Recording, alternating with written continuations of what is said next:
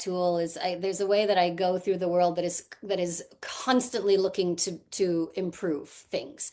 It's looking to improve myself, other people, spaces, organizations, like the whole world could be better and should be better. And like I want to, like I just am primed to Yeah. sort of like notice that and be Yeah. like hell bent on doing that. So I think I was kind of primed to get kind of activisty.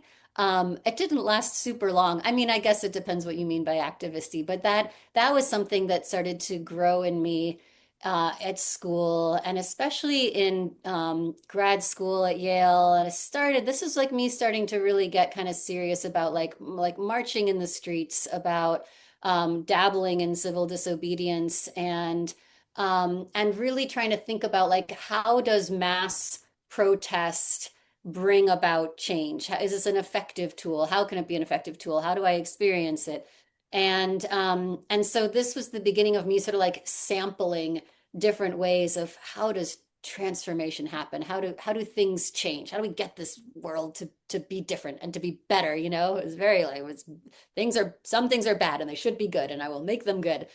Um, when I left grad school, I moved out to Seattle, and I had this opportunity to be an adjunct professor. I did like the adjunct hustle around Seattle University, so University of Washington, and then SU, Seattle University, a Jesuit school, and then this little tiny Assemblies of God University out in the outskirts of Seattle. A fascinating place.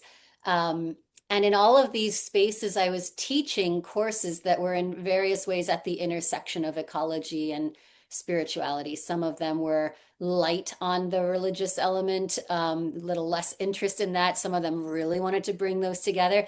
And I was so tickled that, like, as a relatively young person without a doctorate, I was in the classroom teaching the stuff that I really cared about. I was sort of just like taking a lot of what I'd studied in undergrad and grad school, making it, relevant and adapted to these spaces, and then I was teaching it. And so this was like, okay, how is the classroom a site for transformation? A site, how do I set the table for these students to be changed? And in some cases it was very, very subtle, like the needle barely moved, and in some cases there's like dramatic shifts happening before my eyes over the course of a semester. Mm.